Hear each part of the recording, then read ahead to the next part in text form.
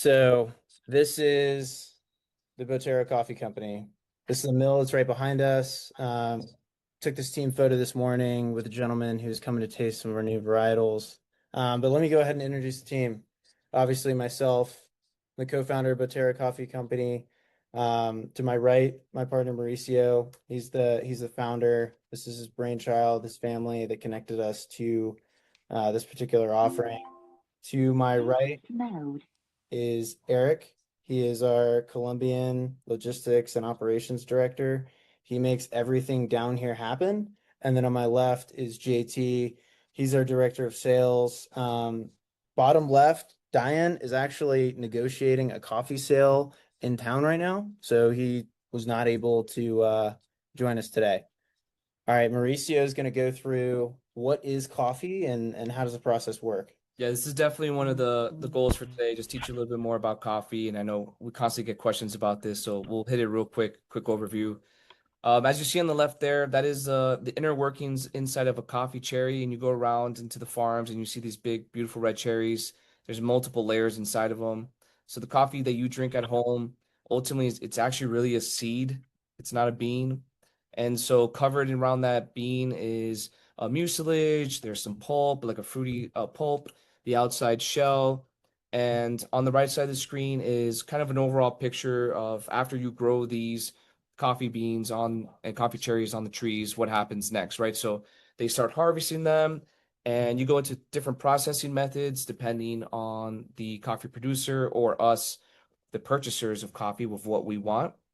So on the wash process, you would call that more the traditional, typical style of producing coffee, especially here in Colombia. You take off the mucilage, you take off the pulp, you clean it, you then let it dry, and you dry it through some mechanical dryers or some air dryers or a combination of the two, depending on the farmer's choice. On the honey processing and the natural processing side, those are newer. And so they do some different style of processing methods. You'll let it ferment with the skin on, or you'll leave it with some of the mucilage on, and so it gets some sugars from the skin. So So again, again, depending on the method. Sorry. Sorry. All right, go ahead. yep, you have to turn off your volume. Yeah, so depending on the method, we get to the bottom half of that picture, and that's where the dry milling starts. And that's what we have here today. From hulling to cleaning to grading to selecting and making sure we don't get the bad coffee and we only keep the good coffee. Finally, we bag it, either vacuum sealed bricks or inside of those traditional big burlap sack bags that you're used to seeing. So here's a little more deep dive into our dry mill with some actual pictures of some of the machines that we have here in the dry mill. We are responsible here in our community dry mill to dry mill coffee for other coffee farmers and also for the coffee that we buy ourselves. We're responsible for making sure that our end customer, these roasters and these buyers of green coffee, are getting quality and consistency. We're using very large machines, industrial grade machines that we purchased a year and a half ago in order to do this. But we're also using some more traditional methods with some of the local women in town. A lot of these are single mothers. Their children are playing here in our facility while we're working. It's a really big mission as part of our mission to make sure we're helping to employ the local community, or a combination of the two, machines and humans. Just depends on the client, depends on the cost. But a lot goes into the dry milling process, and this is what we're doing today. Okay, so I'm gonna just talk a little bit about where we are geographically. So Barcelona Quindío is in what's called the Coffee Triangle, which is where most of the coffee in Colombia comes from. And it is obviously we're biased, but we think it's the best coffee in our opinion. So on the right here, you'll see we are here at this mill, and this road right here is a major artery into Quindío. This is a more zoomed in picture of the mill that we have here. So we have access to a lot of the trucking and logistics that comes through here, which gives us an advantage as well as we have a lot of our staff lives in town. So we don't have to provide housing for them. They all just walk over. I mean, this is literally like 100 yards right here. And they all live in these neighborhoods here. There's a lot of restaurants, the town squares over here. It's a beautiful little town, which is also featured all over our social media if you're interested in looking at that. And then phase one. So phase one is the mill here. We are done. So right now I'm sitting right here at our clubhouse. To the right is our hand sorting and selection room. And then behind me is the mill. Right here is our warehouse. All of those projects have at this point been officially completed. Just to give a baseline of where we're at. And then Mauricio is going to talk about sort of why we're doing this. Why did we even start this project, and what is the thing we're actually getting at solving here? Yeah, so what I saw, a couple years ago as I started dreaming up this project and what I was doing here, I first of all, I wasn't seeing, my family's from Quindío. My family's from Quindío. They're the part of the founders of the town. And, my grandma helped build a church. My family has a long-standing history with this town and this community. But as a Colombian American, I'm going around to coffee shops in the United States. I don't see a lot of coffee from Quindío. And so that kind of pissed me off. And I started asking questions. I started figuring out that Quindío was just behind the curve. They were just behind the advancements of specialty coffees. They're behind on the coffee hunters that and the coffee buyers that maybe you see about or hear about in TV shows going and hitting the road and finding these coffee farms. You weren't really seeing them here in Quindío. And as I go and visit for family trips and visiting in the summers, I wasn't seeing them or I wasn't hearing of them. And then speaking to farmers here, they were telling me like the American market, they couldn't even imagine how to even get access to that market. So that really kind of rubbed me wrong, and I wanted to help fix this problem, help make money, but help fix this problem. And I also saw that even the mindset of some of the producers, they couldn't even believe that in the United States we buy bags of coffee for $20 to $25 a bag. Their heads would just explode when I would tell them that. And on top of that, just the infrastructure itself, there were not mills like this because we looked for them. When I first set out with Tucker to do this plan, I was like, let's outsource as much as we can. Where's the nearest dry mill? There was none. Even the Chamber of Commerce here was like, no one's actually asked for zoning of a dry mill in like 10 plus years. And so this is what we were trying to solve. We knew that we could definitely make an impact both on the specialty coffee, with helping farmers make more money, and then also with kind of helping Quindío make a splash into the international coffee market. And real quick, the photo depicted, that's what this place looked like when we found it, right? Absolutely. Nobody had been utilizing this facility. And so that's why it was such a strategic move for us. Yeah, so what we've done here in the last couple of years is, just ourselves. We've been just working to figure out how do we do this, right? What do we don't know what we don't know, and so we just went to work. And we got the right experts involved. Diane, our business partner here in Colombia, is an expert in processing. He then got the expert in dry mill equipment, who then got the expert in protocols and processing. We got the right bag suppliers, which was a very fun experience to learn who makes the right bags. We got the right people here who learn how to export coffee. These are all things as a giant team that we've put together, but we've now done it and we've done it successfully now at a small scale, and we're now ready to scale up. So things like quality control, we have the right equipment now in order to make sure that we're cupping properly. Eric and Diane have their procedures now to make sure we're testing all the coffees before we send them out.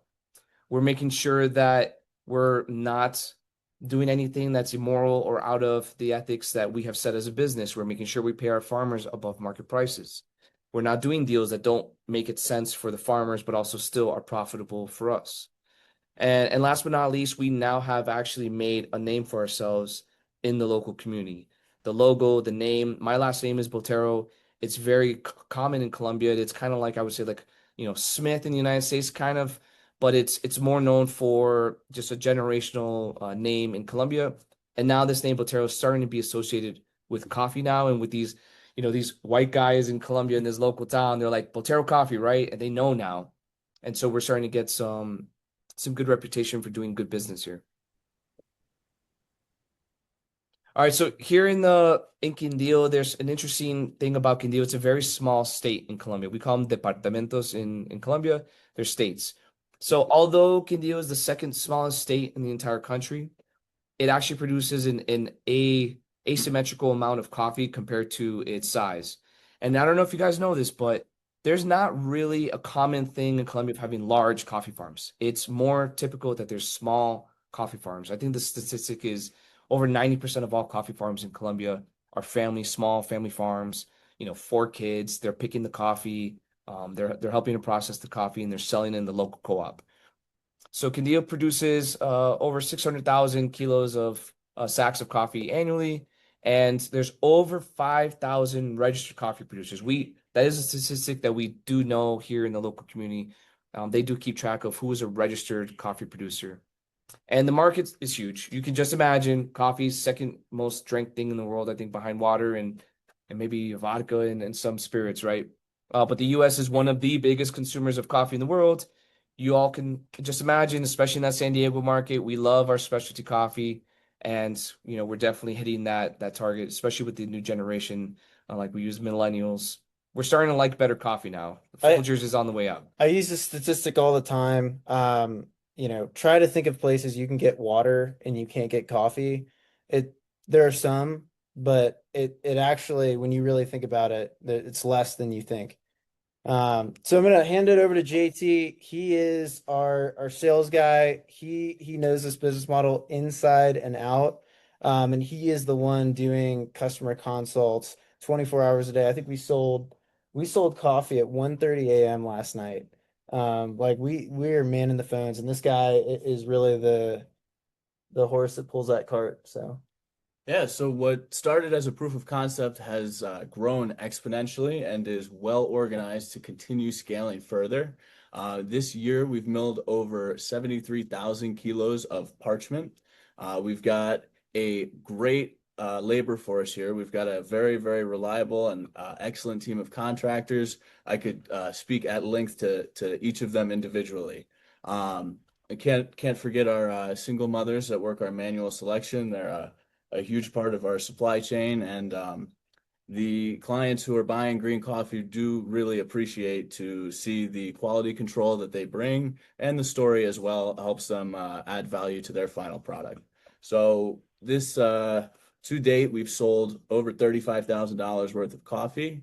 And one of our big differentiators is that we can deliver coffee from tree to cup in under 60 days.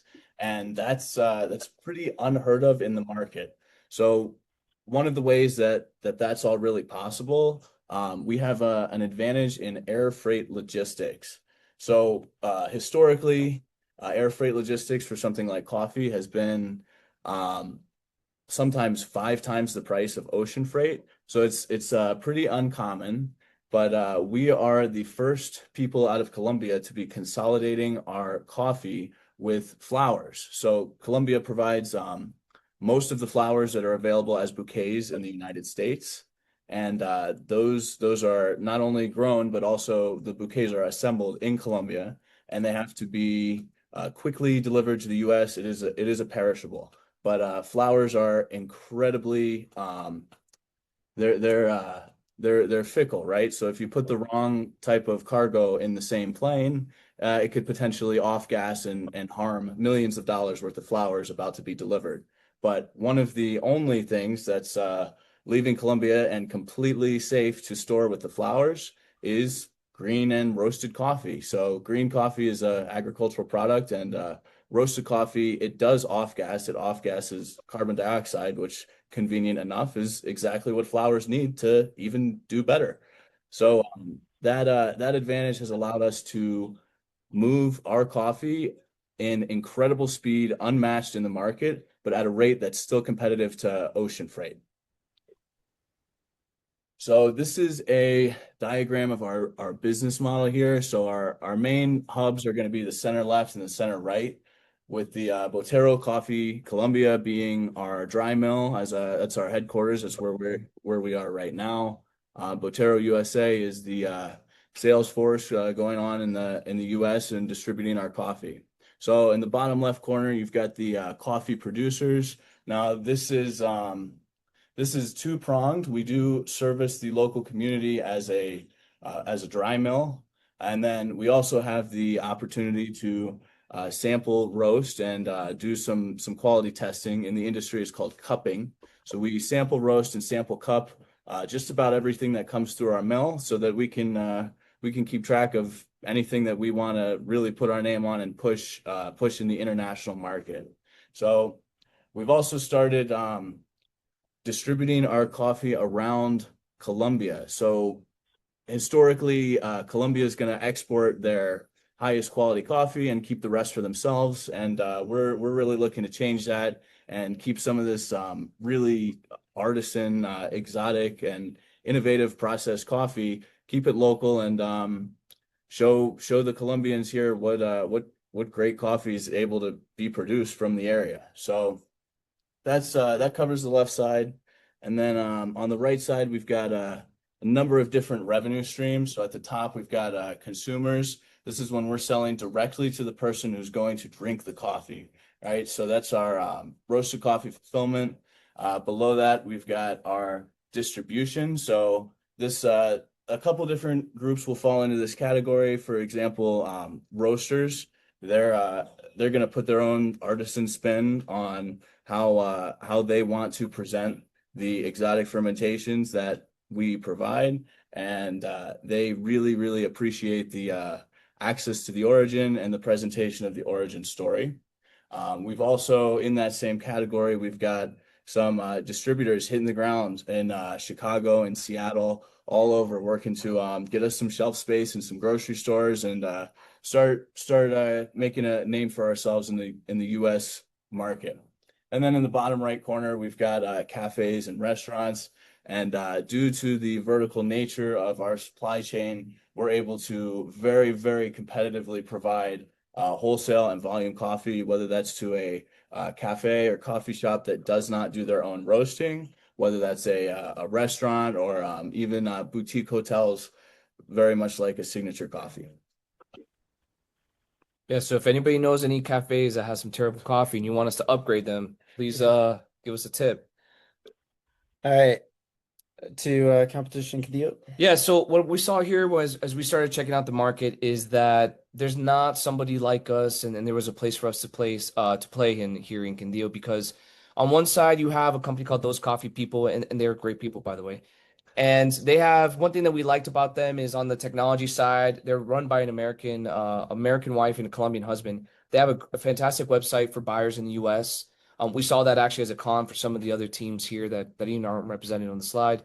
They have a good business space here in the US and in Colombia, but they absolutely are not focused on Quindío coffee. They just kind of skate by it. They're really focused more on Medellin and Antioquia coffees. They also don't have a wet mill or a dry mill in-house. And they're not making any of their own coffee. They're only buying coffee from other producers and representing it well and selling it to other markets. In an example of CoffeeNet, they're very well known here in Colombia. They're very well known in the specialty coffee space. They also have a pretty good website for American buyers, but they don't have an actual business presence in the US. They're flying their people here once in a while to the US. They don't have any brick and mortar in the US, and they don't have any true salespeople really hitting the market in the US. They're really focused and leaning on their social media presence and their credibility in the specialty market space to get roasters to find them.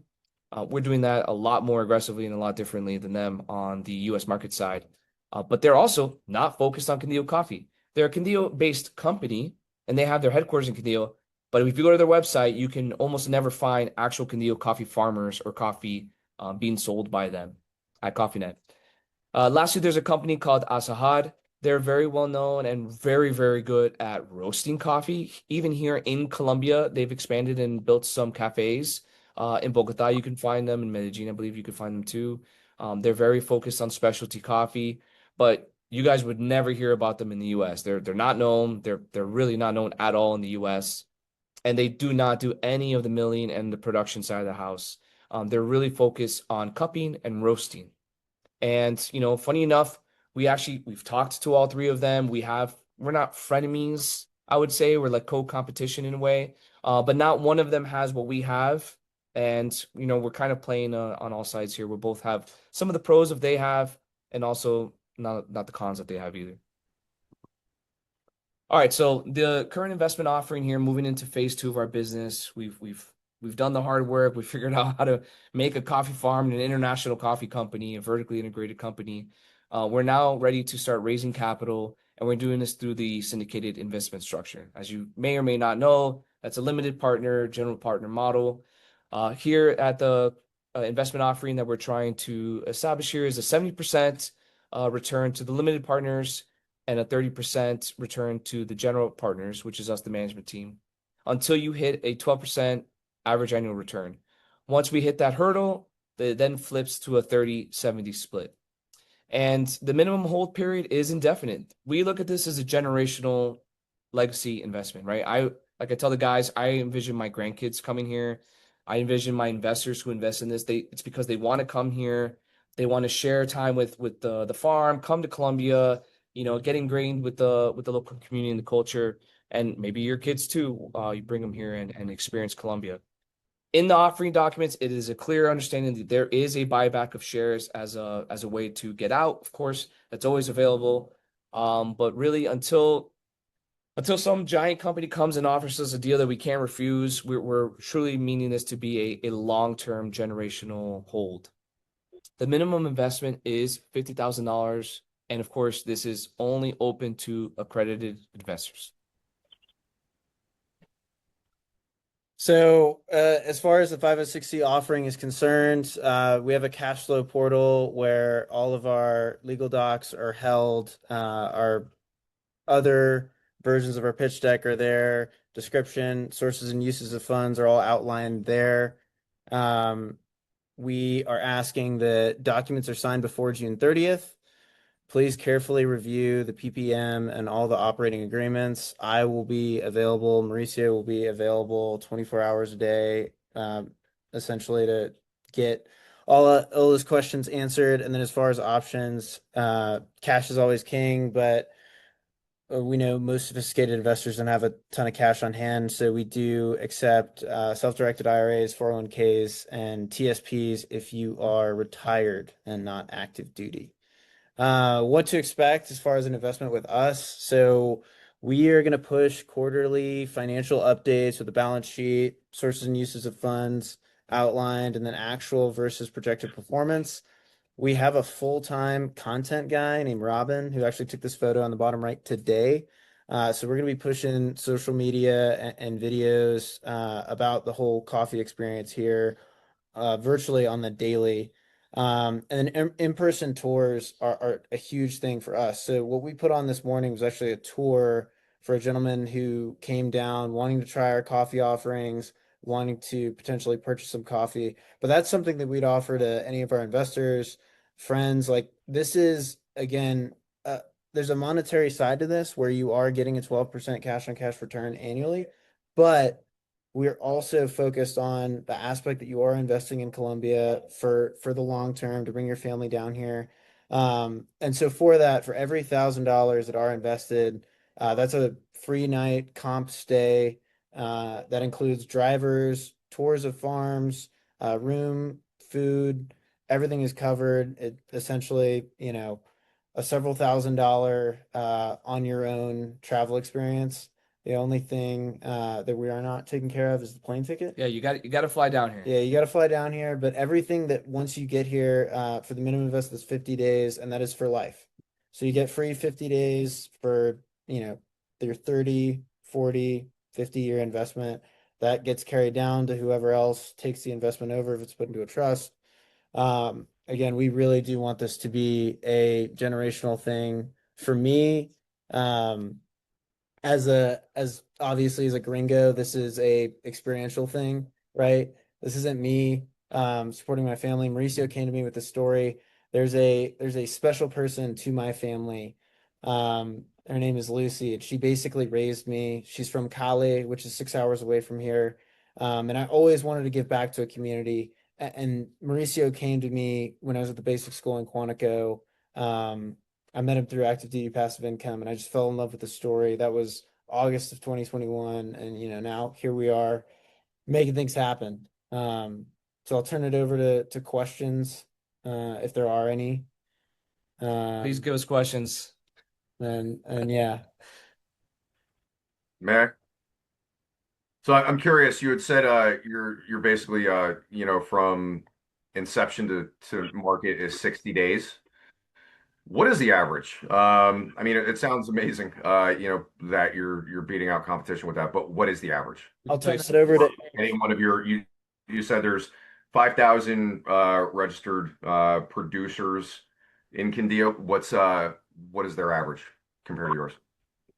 So those are over 5,000 registered growers. So those are actual just farmers. Those aren't direct competition. Those are actually who we source the coffee from. And the average time to market from plant to cup is in between 6 months and 3 years. And the reason that's done is because there are very few American companies with actual direct access and direct means of their own processing here in Colombia or any other coffee producing country.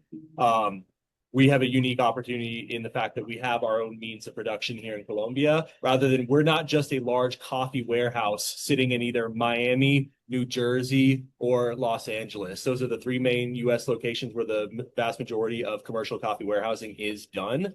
And so these people are buying coffee, in between 3 and 6 months after harvest from a Colombian company, taking it through only ocean freight and then warehousing it for an extended period of time until it sells in the US. And then it's usually roasted, created into the final coffee product and sold to the end consumer. So because of So your average Starbucks coffee cup is actually somewhere between 6 months and 3 years old for the beans yeah, we're getting. exactly. So Wow. coffee in its raw form, yeah, has a shelf life, has a warehouse if it's in a properly humidity, temperature controlled environment of shelf life of 2 to 3 years. Sounds like eating an MRA, but Yeah.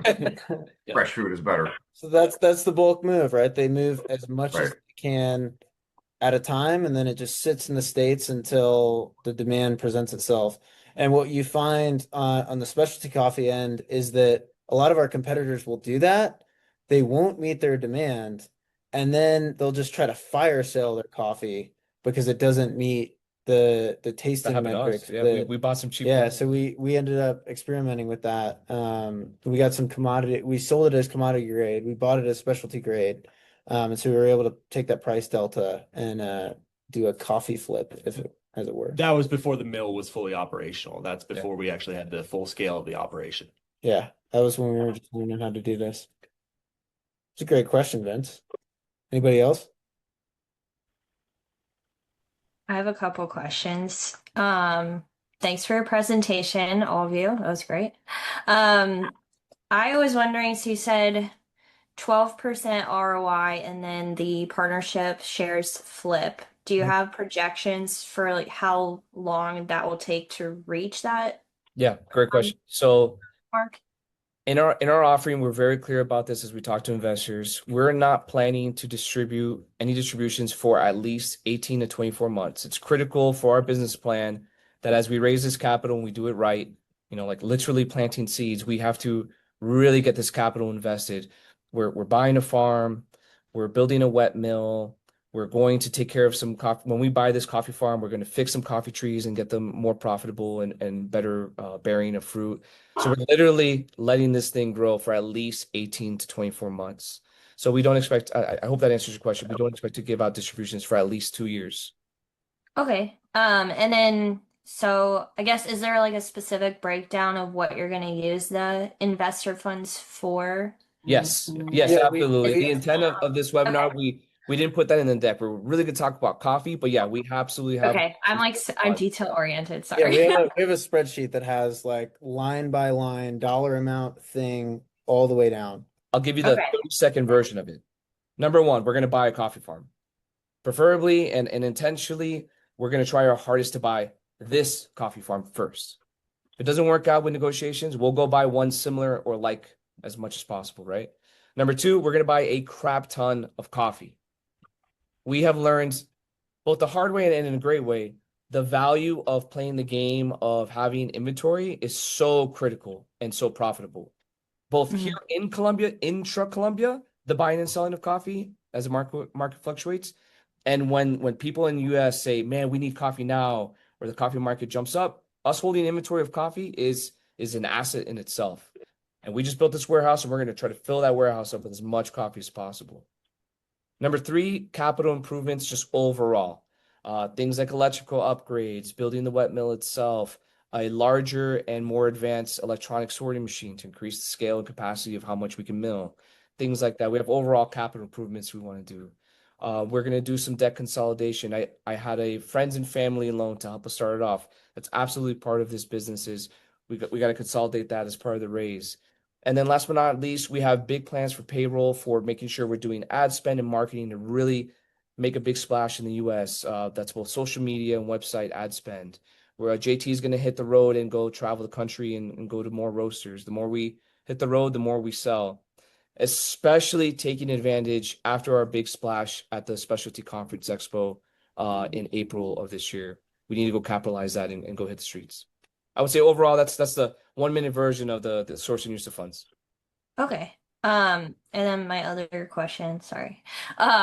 What is your kind of like marketing plan or strategy to really maintain this like special kind of connection that you have with the employees, the single mothers who work there?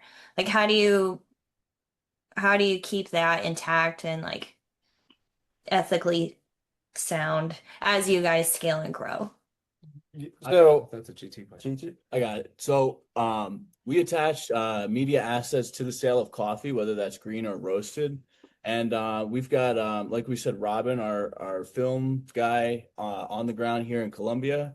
He's constantly making more and more videos with each of our producers and also showcasing our processes. So, you guys got a lot of info today, but we quite literally have too many marketable attributes to even like consider. So we have videos for each of these that we offer available to the people buying coffee for them to further add value.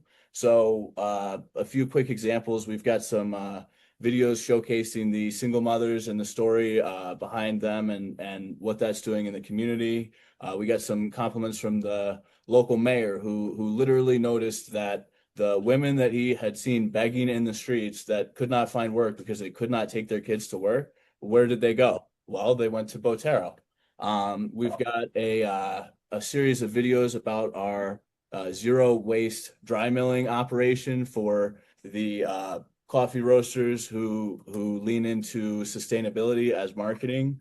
So one of or really the byproduct of dry milling is called Cisco, and this is something that can be used or compressed with a binder, something like soy wax or beeswax to be turned into fuel. So Mauricio mentioned earlier that there's drying processes, some mechanical, some using the sun. What's common around here is to make a sort of oven. We just designed one for one of our producers, Simone, actually. But we're making the Cisco into fuel to power the drying oven.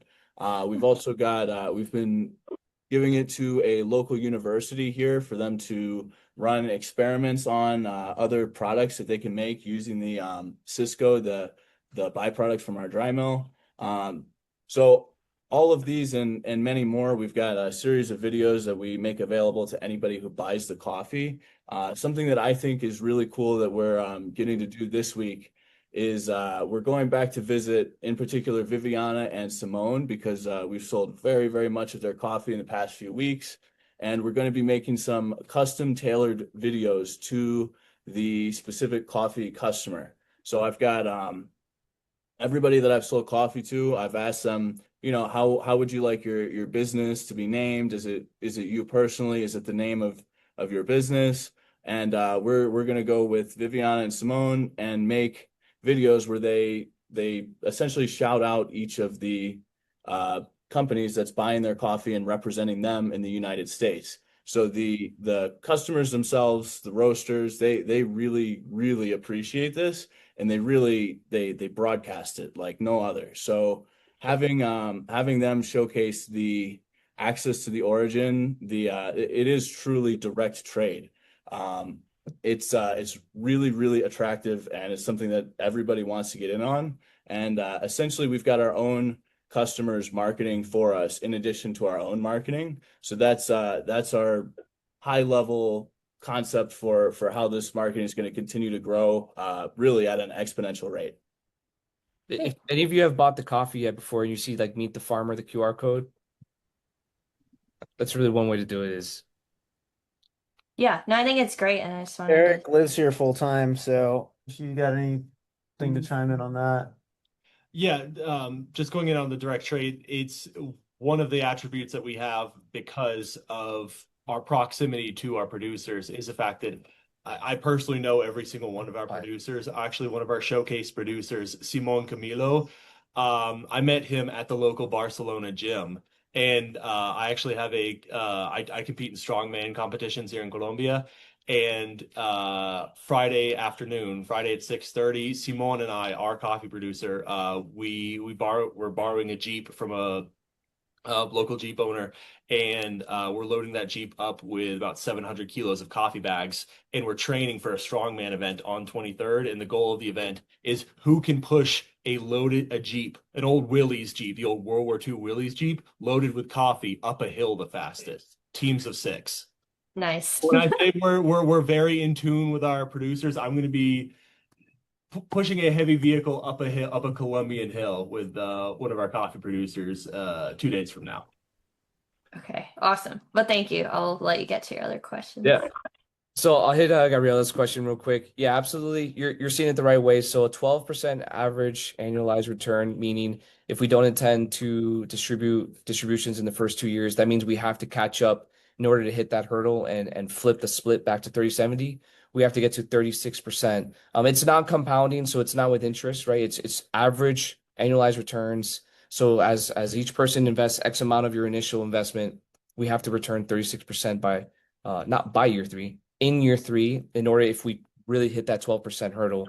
It doesn't mean we have to hit the hurdle of 12% in year 3, but it does mean, yes, Gabriella, if in year 3 we haven't distributed any distributions yet, that would mean that in order to hit that 12% hurdle, we would have to do 36% distributions from your initial investment.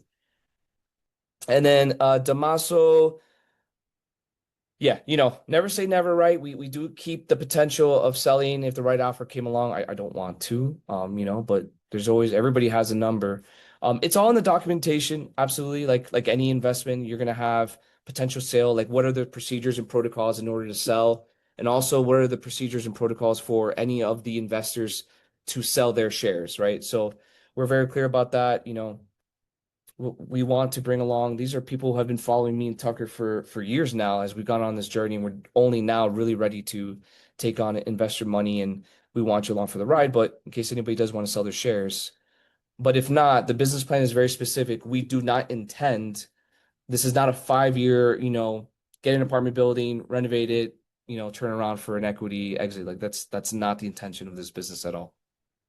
So hopefully that answers your question. But as far as the cost of investment, you would get your proportional share of the profit, right? So however much money invested you have, you would get a proportional share of that as I believe that would be considered a capital event. And this is a pretty small niche investment that's generational, so we're not going to make decisions that aren't relatively unanimous, right? Amongst the crew that's invested in it, right? Like we want to make this sort of a family, right? You're coming on trips down here. We're going to see each other in person a lot. Like if there's bad blood, it's no good. And so our goal is really for this to be like, hey, we are a team. Yes, you are a passive investor. Yes, you are getting a return from this that's just distributed to you via email. But there's more to it than that. And that's sort of what we're looking for in an investor here. I want all the coffee shops, I want introductions to roasters, any cafes, businesses that want their own private label coffee. I'm looking at you, Damaso, for maybe some corporate gifts at trade shows. Please help the business, right? Rah. Are you in San Diego as well? No, I'm stuck in Quantico. I'm in Stafford, Okay. Virginia. I do go to San Diego for some Navy work sometimes. Love to talk All with. right. I'll start making friends with my neighborhood coffee guys. Yeah, once you say a couple of keywords, you've hit the right person. Pour over, what kind of kettle are they using? Definitely All let us right. if we want to help you there, find that tribe. Got a couple favorite boutique coffee shops in Carlsbad. You might be familiar with them. Vinaka, Baba. There's several of them. And they like to advertise that their coffees are sustainable, organic, all that good stuff. Kind of like wine, I imagine that each region has its own specific flavor profile. 100%. Its own bouquet, its own nose. And I'm just wondering if it's, is it more to do with the roasting process? Like, for instance, how would I describe this? I would say, like, I love Guadalajaran wines. They're fruit forward, rich, have a big nose. They're beautiful, delicious. It's almost like drinking grape juice. I love it. Even though I don't drink anymore. That's neither here nor there. How would you describe like this? Would you call it like a flavor forward? What I have had that, I've ordered a couple bags from you.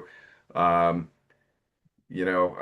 Tucker, I've had some of your coffees that you brought to M2M, and it was, some of this delicious, delicious. Eric's like Some chomping. cases I thought it was going to make me grow hair in places He's about that to jump over me. I don't want any hair. He's got you. So coffee flavor is dependent on three, the varietal of the coffee plant, Okay. the roast level, and the particular fermentation or process that the coffee has gone through. As we outlined in the deck, there are three main processes: natural process, honey process, and wash process. The vast majority of the world's coffee is wash process. That's where you get, the dark chocolate notes. That's where you get the nutty notes. That's where you get some of the, just roasted caramelized flavor notes in more traditional coffees, more traditional high quality coffees. We plan to offer coffees with those flavor notes, as well as exotically fermented coffees, which are incredibly fruit forward. We have actually a co-fermentation right now from our producer. We have two co-fermentations from our producer, Viviana Martinez, right now, where she actually takes Quindío strawberries and Quindío grapes and adds them to the fermentation shakes where the coffee beans are sitting, and it infuses that flavor. So we have, for instance, her strawberry. It tastes like the best strawberry shake you've ever had in your cup of coffee. So we can essentially create incredibly wide varieties of different flavor profiles within coffees. And we're very proud to be able to offer coffees that people have never had that flavor profile before, as well as just having some of the highest quality, not bitter at all, just incredibly, I hate to say standard, but standard cup of coffees that meet, wow, this is a fantastic cup of Joe in the morning, every single thing. So yeah, the coffee flavor is based on three things: the coffee varietal, as well as the coffee varietal, the roast level, and the fermentation processes it's go through, as well as something where we check on we're able to work directly with our producers on is the quality of their cultivation. Are they keeping the land around their coffee plants very clean? Are they providing shade for their coffee trees? The best coffee in the world is grown in indirect sunlight under shade. So we are able to control the variables and only work with coffee producers that meet our very specific requirements for quality. So what makes it specific to Quindío? Is it the strawberries that are, infused in there? Like what would I say is, hey, this is Quindío coffee. Are you familiar with Quindío coffee? Let's talk about Quindío coffee and what makes it special in particular compared to the other, like Bogota. What makes it particular and special compared to that? So what makes Quindío special is the altitude, the quality of soil, as well as the level of sunlight and rain. So Quindío is perfectly located within Colombia. Colombia is one of the rainiest countries on the planet, and coffee plants absolutely need a massive amount of water to grow. In Colombia, that's not changing anytime soon. Colombia has a massive amount of sunlight, being near the equator, and we have the correct amount of rainfall as well as the correct altitude here in Quindío to grow high-grade specialty coffee. Different regions of Colombia, even I love the comparison to wine, by the way. It's a great comparison. If you deep dive and nerd out on wine in France or Italy, there's the Burgundy region versus this region, the Bordeaux region versus that region. Same thing happens in Colombia. Same thing happens in other countries that produce coffee. The Central Coffee Axis region has a common characteristic of taste notes, right? Like caramel and milk chocolate, versus the North zone of Colombia has a certain characteristics versus the West. Not one is worse or better, but Quindío, you can literally plant a coffee tree in most of Quindío, and people use them as ornamental trees. Like as I walk to my dad's house, there's a coffee tree in somebody's front yard. All right. Thank you. Appreciate it. And then I do have to say Malbec is better, Argentinian Malbec. It's arguable. I'm absolutely a Malbec fan as well. It's another fruit forward varietal. So Rob, absolutely, we can send you a organized list of all the promotional stuff. This is, I like to say it's a junior version of a reality TV show, just with the amount of content that we have.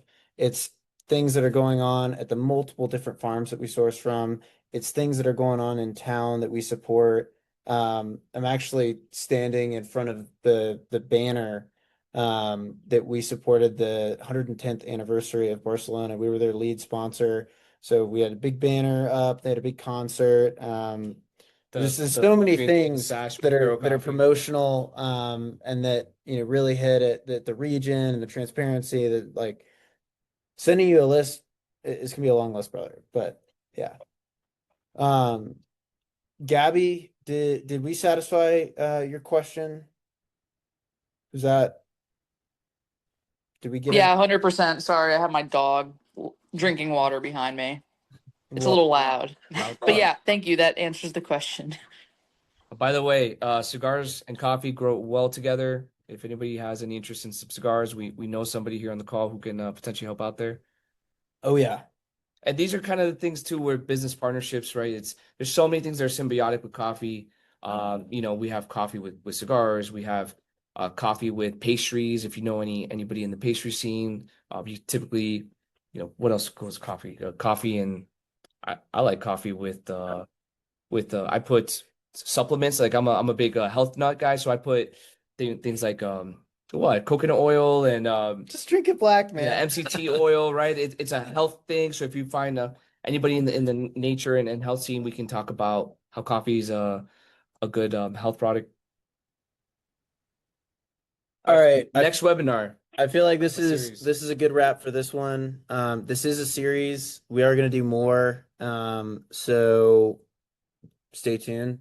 The other ones are going to be different. We're going to hit at different things, which is why we didn't talk about sources and uses, because sources and uses is a future topic. We really just wanted to use this opportunity to introduce, what the hell is this gringo doing in Colombia, and not at Camp Pendleton, where he is very much supposed to be.